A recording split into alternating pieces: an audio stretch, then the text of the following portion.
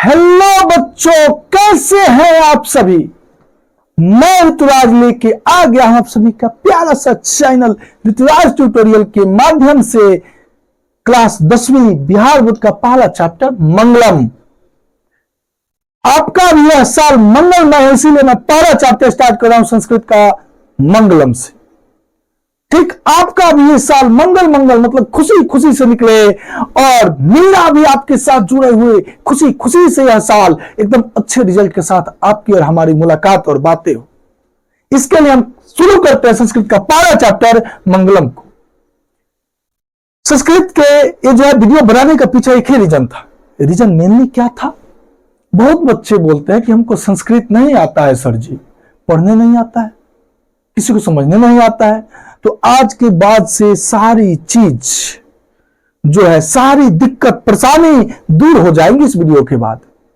आइए इस मंगलम को हम समझते हैं। मंगलम जो है वैदिक वाङ्मय उपनिषद जो है वैदिक वाङ्मय, उसके अंतिम भाग दर्शन शास्त्र से लिया गया है। कौन सा? वैदिक वाङ्मय उपनिषद का नाम क्या है? वैदिक वाङ्मय उपनिषद के अंतिम भाग दर्शन शास्त्र से लिया गया है। इसके रचयिता कौन है? तो इसके रचनाकार जो है वह है महर्षि कृष्ण द्वैपायन। अब देखिएगा, महर्षि कृष्ण द्वैपायन का मतलब इस नाम को आप पहली बार सुन रहे होंगे, लेकिन महर्षि वेद व्यास का नाम से ये जो है प्रचलित है। अरे सर जी, तो सीधा कहा नहीं बोलते हैं महर्षि वेद व्यास? दोनों नाम इसलिए बता दिए कि पेपर में आए तो आपको समझ में भी आए कि दोनों नाम कौन कौन से। महर्षि कृष्ण द्वैपायन बोले या महर्षि वेद व्यास बोले, एक ही व्यक्ति का नाम है। आया समझ में? ये वही वेद व्यास है जिन्होंने 108 उपनिषद की रचना की है, या वही वेद व्यास है जिन्होंने महाभारत की भी रचना की है, या वही वेद व्यास है जिन्होंने वेदों को समझने के लिए 4 तरह से उनको वर्गीकृत किया, 4 भागों में वर्गीकृत किया है। ठीक, पहले चैप्टर स्टार्ट करते हैं मंगलम। और जो बोले हैं क्या है जी, उपनिषद वैदिक वाङ्मय के अंतिम भाग दर्शन शास्त्र से लिया गया है, तो हम पहले आपको समझा दिए।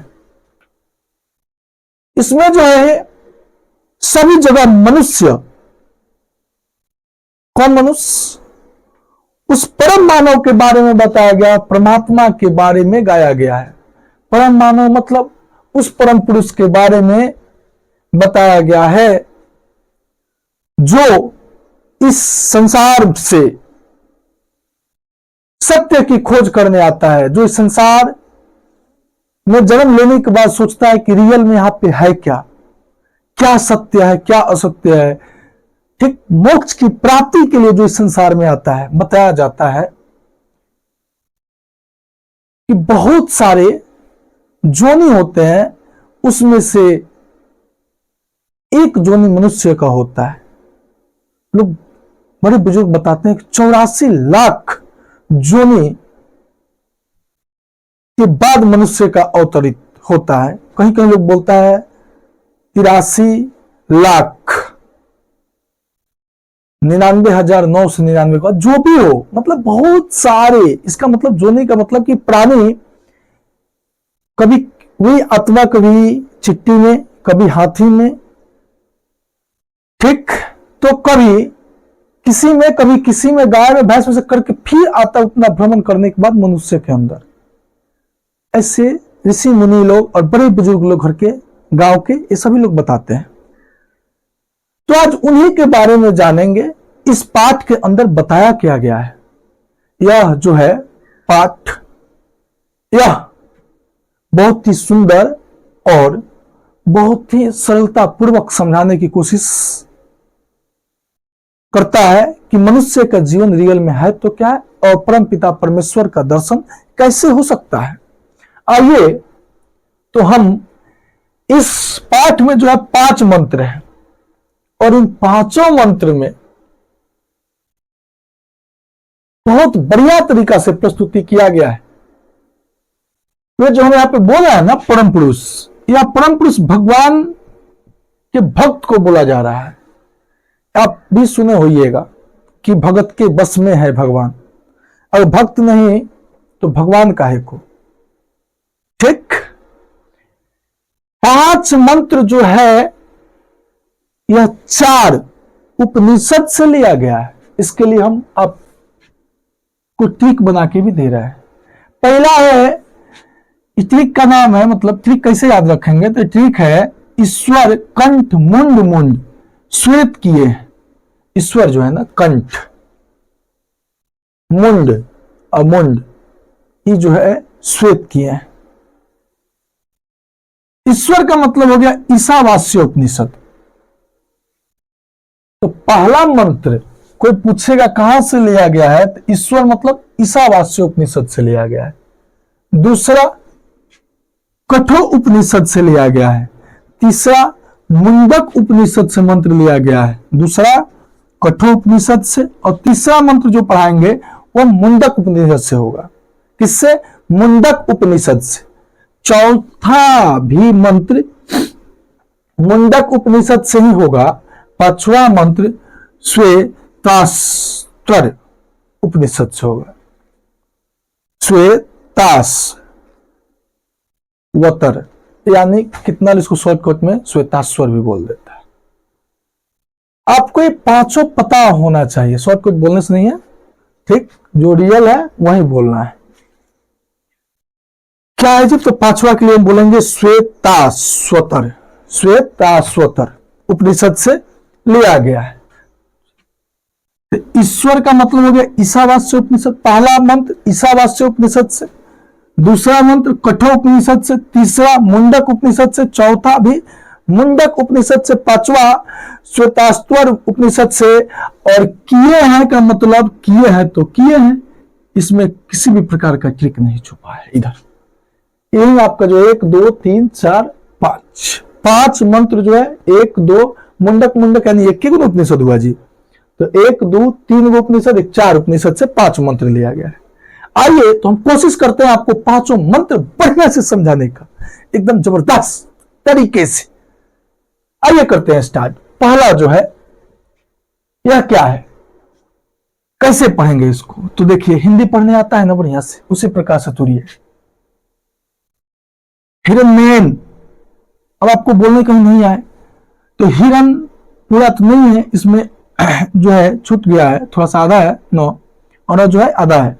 तो हिरण्यन, हिरणमयन, ऐसे याद रखिएगा ना जी, हिरणमयन, हिरणमयन, उसको तो मैं बोल देना फिर हिरणमयन, ना पता दे रुकना नहीं है। ठीक, हिरणमयन। पात्र नहीं तो ठीक है, सतस्य पढ़ने तो आएगा ना जी, सत्य में से जोड़ देंगे, सतस्य। उसके बाद क्या है, यहां से लेकर जाइएगा तो अपिहितम।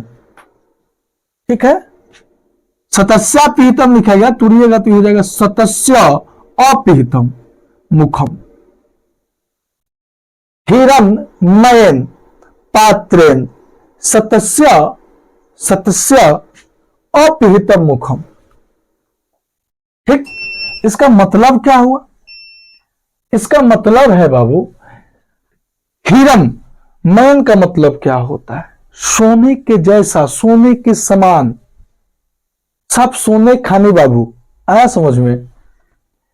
पात्रेन मतलब, पात्र मतलब होता है बर्तन, तो सोने के समान बर्तन से किसका जी, सतस्य मतलब सत्य का, अपीतम मतलब ढका हुआ है, क्या, मुखम मतलब मुख, सोने के समान बर्तन से सत्य का मुख ढका हुआ है।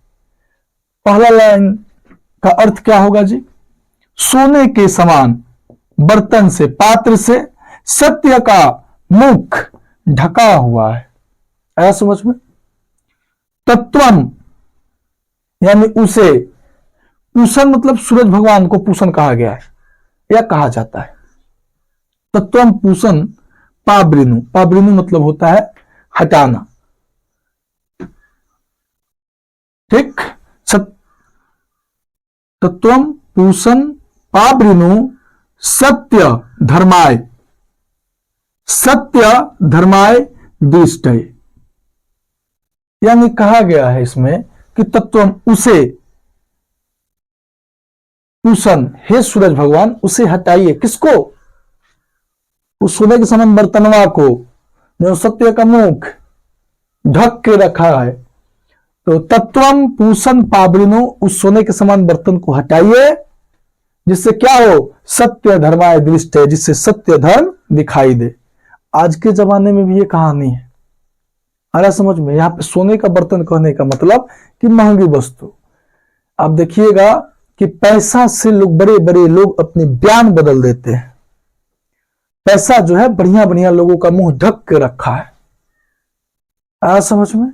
समाज में लोग पैसा के लिए बात बदल देते हैं।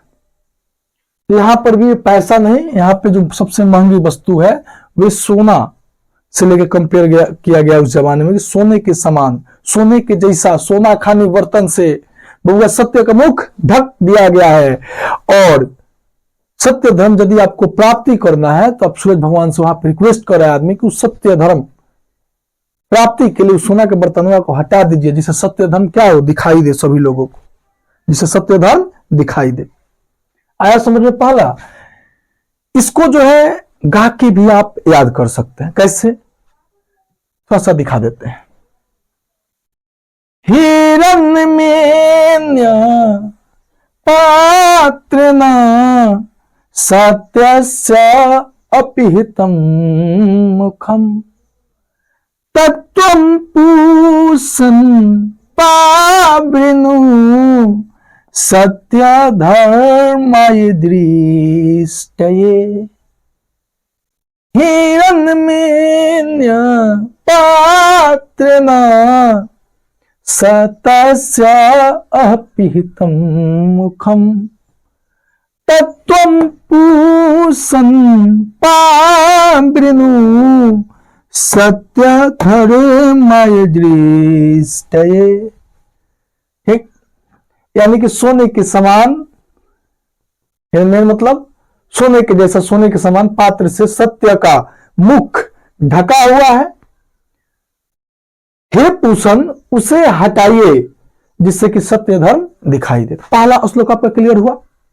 आइए अब हम चलते हैं दूसरे श्लोक की ओर। दूसरा में है अनोर अन्यान। अनोर अन्यान महतो मह्यान। अनोर अन्यान यानी कि अनु से भी छोटा। अब देखिए, मतलब बहुत इतना छोटा कि हम लोग मतलब कि बोलते हैं ना कि अणु से छोटा परमाणु, उस समय सबसे छोटा अणु माना जाता था। ठीक, जिस समय उपनिषद के बारे में बात हो रहा है, सोचिए, तो उस समय बताया जाए कि अणु से भी छोटा, इतना छोटा कि हमको नंगी आंखों से दिखाई भी न दे। और कम दाम वाला माइक्रोस्कोप भी वो ना खटे, ठीक, और ज्यादा दाम वाला भी माइक्रोस्कोप से दिखाई न दे, मतलब इतना छोटा कि हमें दिखाई न दे, सीधा सीधी बातें हैं। तो अनो अन्यान महतो मह्यान, अनु से भी छोटा और महान से महान। आत्मस्य जंतो जंतोर निहतो गुहायाम। आत्मस्य जंतोर निहतो गुहायाम, यानी कि अनु से भी छोटा और महान से महान। अनु से भी छोटा और महान से महान। अनु अन्यान मतलब अनु से भी छोटा, महतो मतलब महान, महतो मह्यान यानी महान से भी महान। आत्मस्य यानी आत्मा का क्या है जी, स्वरूप है। अनु से भी छोटा और महान से महान वे आत्मा है, उस आत्मा का स्वरूप है जो कहां पे, जंतु यानी कि जंतु के, जीव के, ठीक, गुह्याम, निहतो गुह्याम जो लिखा है यानी हृदय रूपी गुफा में छुपा होता है। अनु से भी छोटा और महान से महान उस आत्मा का स्वरूप है जो जंतु के हृदय रूपी गुफा में छुपा होता है। ठीक, सोचिए कितना बढ़िया से ये बात समझाया गया है कि अनु से भी छोटा है और महान से महान है, छोटा से भी छोटा है, बड़ा से भी बड़ा है। कौन, ये आत्मा जो मनुष्य के हृदय रूपी गुफा में, यानी जीव के, सॉरी, जो जीव के हृदय रूपी गुफा में छुपा हुआ है। तम क्रतु पश्यति, इसे देखने या जानने के बाद उसे देखने या जानने के बाद बीत सो को धातु प्रसादानम हिमान मात्मना। धातु प्रसादानम हिमान मात्मना, यानी कि कहा गया है कि उसे देखने या जानने के बाद जीव जो है शोक से रहित हो जाता है। जीव क्या हो जाता है जी? शोक से रहित हो जाता है। ठीक, समझिएगा ध्यान से। अणु से भी छोटा और महान से महान, अणु से भी छोटा और महान से महान आत्मा का स्वरूप है। अणु से भी छोटा और महान से महान किसका स्वरूप है? आत्मा का स्वरूप है। उस स्वरूप को देखने या जानने के बाद या देखकर आप कहिए क्या होता है? जीव शोक से रहित हो जाता है और परमपिता परमेश्वर को पा लेता है, और परमपिता परमेश्वर को पा लेता है। इसको अगर थोड़ा सा उसी म्यूजिक पे चले तो कैसे बोलेंगे? अनोर अन्यान महतो महियान आत्मा स जनतो निहितो गुह्यम तमकृत पश्यति बीति सुको धातु प्रसादानम हेमान माते मना। ठीक, यह कठोपनिषद से वाला जो है लिया गया है। तो ये आपको दोनों बात समझ में आई, दोनों श्लोक का अर्थ।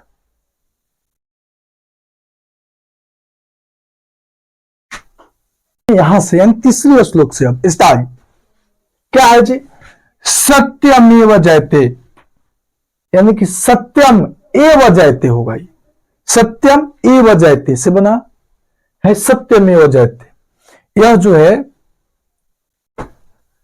आपको हमारे संविधान से लेकर हर जगह लिखा हुआ मिल जाएगा। सत्यमेव जयते मतलब कि कहां से लिया गया है? मुंडक उपनिषद से। ठीक है, सत्यमेव जयते कहां से लिया गया है? तो मुंडक उपनिषद से, यानी सत्य की जीत होती है।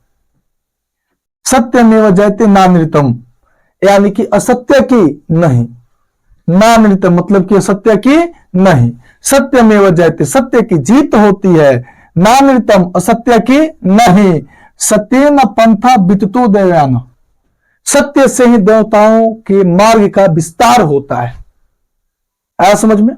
सत्य से ही देवताओं के मार्ग का विस्तार होता है, यानी कि जो लोग सत्य के मार्ग पर चलते हैं वही लोग देवता कहलाते हैं, कह सकते हैं ऐसे भी।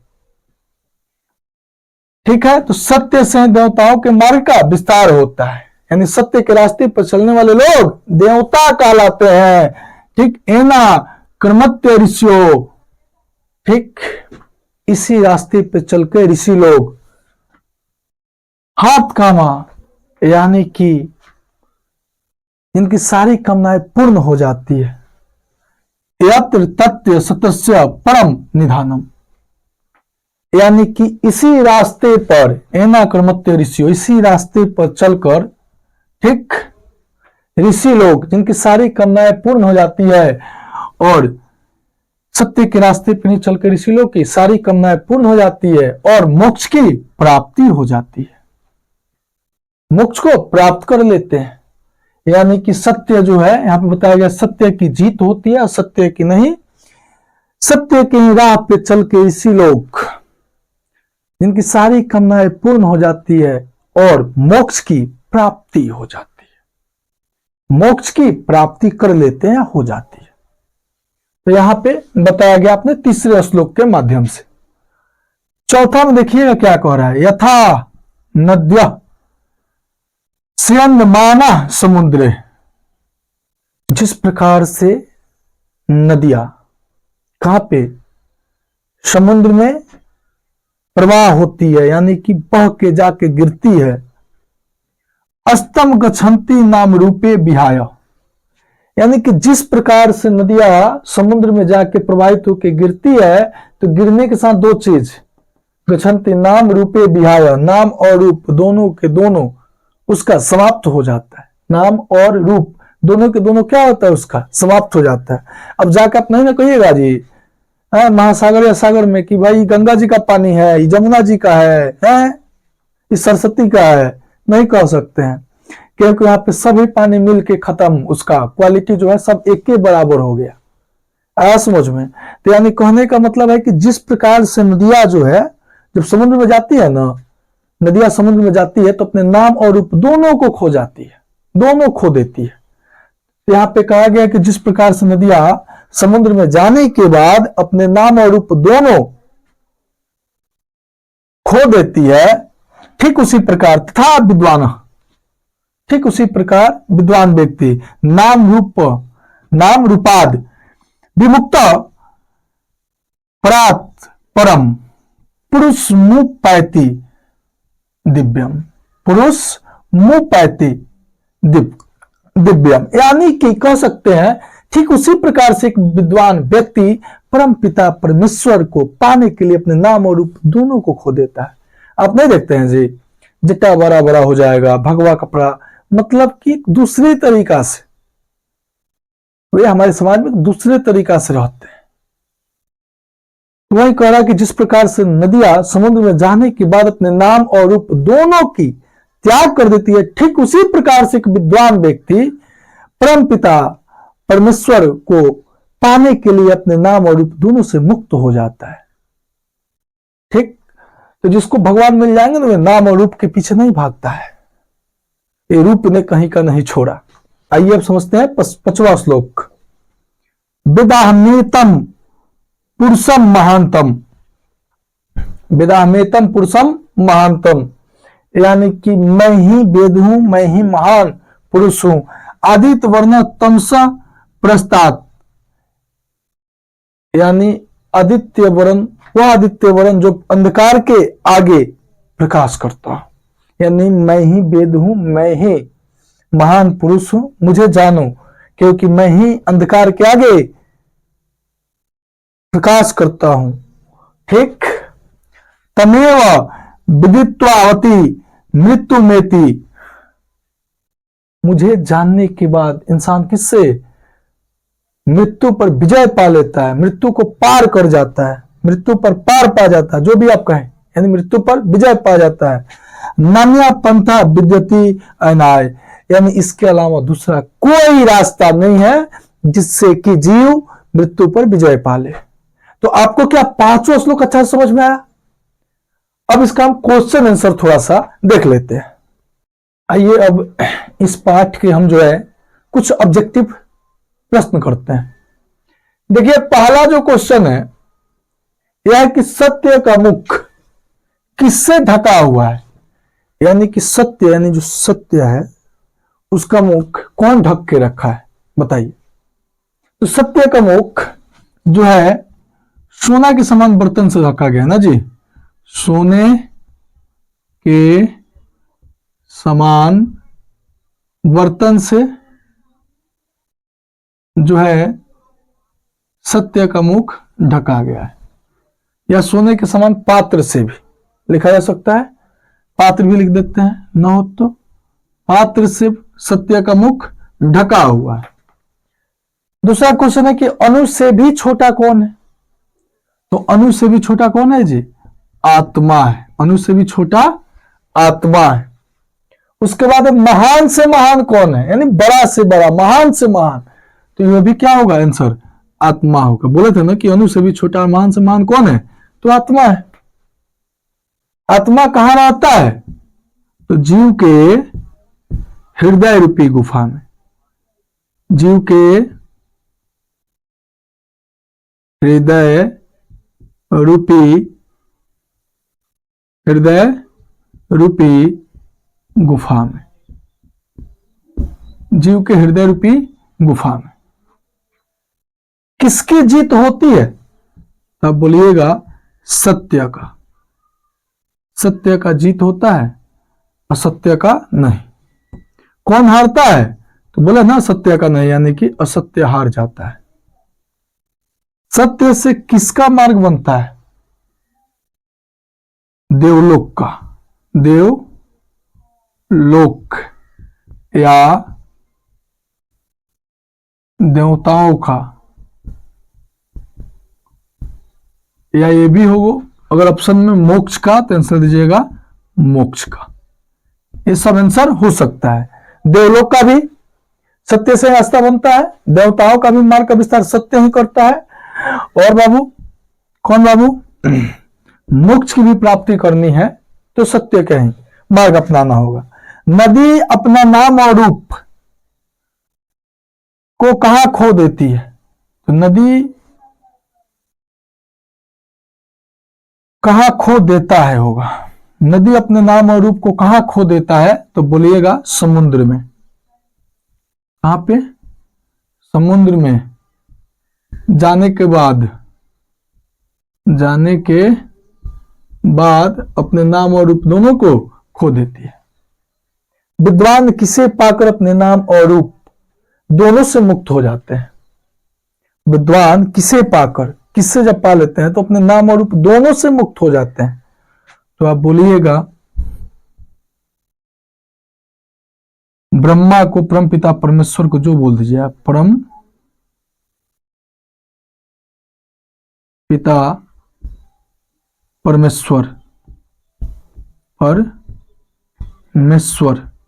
को पाकर, यानी ब्रह्मा को पाकर इंसान क्या हो जाता है जी, चाहे जीव परम पिता परमेश्वर को जो पाता है तो अपने नाम और रूप दोनों से मुक्त हो जाता है। अगला क्वेश्चन, अंधकार को कौन दूर करता है? अंधकार को कौन दूर करता है बताइए? तो बोलेंगे प्रकाश जो है अंधकार को दूर करता है। मंगलम पाठ के रचनाकार क्या है? तो महर्षि कृष्ण द्वैपायन, या क्या बोलेंगे? वेद व्यास जी, महर्षि वेद व्यास। आप देख लीजिएगा वेद व्यास या महर्षि वेद व्यास लिखा होगा। ठीक, बहुत बड़ा इंसान है। जितना किताब लिख दिया उतना पूरा जीवन में हम लोग से पढ़ना भी संभव नहीं है, इतना लिख दिया। मंगलम पाठ कहां से लिया गया है? कहां से लिया गया है जी? वैदिक वांग्मय के अंतिम भाग दर्शन शास्त्र से, दर्शन शास्त्र से। यह भी हो सकता है कि खाली दर्शन शास्त्र है तो सिर्फ दर्शन शास्त्र से भी, या वैदिक वांग्मय के अंतिम भाग, दोनों में से कुछ भी हो सकता है, पूरा हो सकता है। तो आप देख के ऑप्शन वहां पे टिक कर लीजिएगा। यहाँ पे हम आपका पहला चैप्टर जो है कंप्लीट किए। ठीक, वीडियो अगर अच्छा लगे तो शेयर कीजिए, लाइक कीजिए और कमेंट भी कीजिए।